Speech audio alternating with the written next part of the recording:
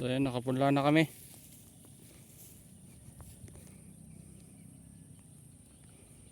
Ayan, punla na.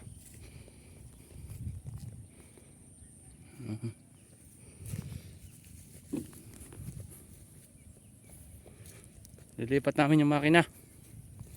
Tatravel namin yung makina papunta dun. Bali ito yung tataniman, yun yung barokbukan, yung punlaan. Ito magmula dyan sa may punlaan dito hanggang doon sa may bayabas, tapos pababa hanggang doon sa dulo doon sa may makina. Yun yung tataniman. Yan, naararo na namin lahat yan. Biyak yung mga lupa dahil doon sa nagdaan na tagtuyot.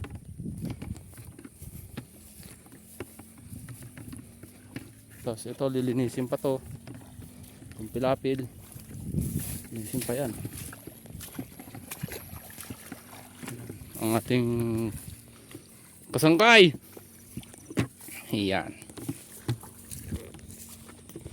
Shoutout kay Kamanong. Paki-like po and subscribe kay Kamanong din. Ito medyo kulang pa sa tubig. Mapapansin mo, tuyo pa yung banda rito. Pero pagdating dito, napakadami na ng tubig. Ayan, oh. Di ba ho? Baho ang buto. Ayan, oh. Pakalambot niya na, oh.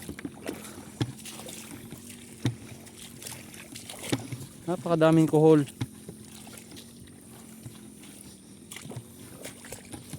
Ayun, yung makina.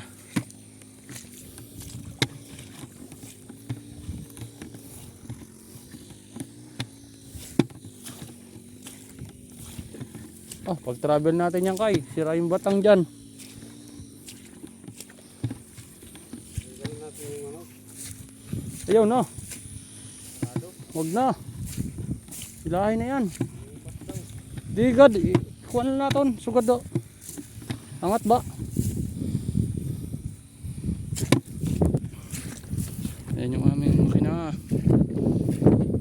Ayan, hanggang doon. Ayan.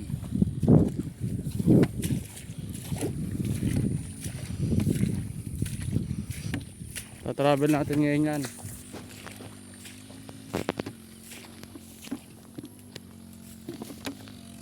Kailangan pag nasa palayan, laging dapak. Yung kulay ng kuko mo dapat umiitim na. Yan, ganyan.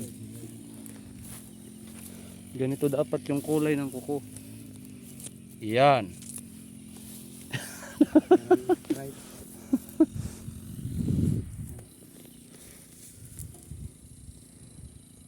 Hanggang doon sa may sako. Ayun yung sako. Yan yung sako. Yan. Yan yung sako.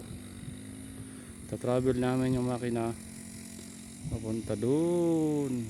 Sana yung poste kay? Nawawala yung, nanakaw yung poste ah. Ayun. Hindi dito yung kaagi. Ayun yung poste. Doon.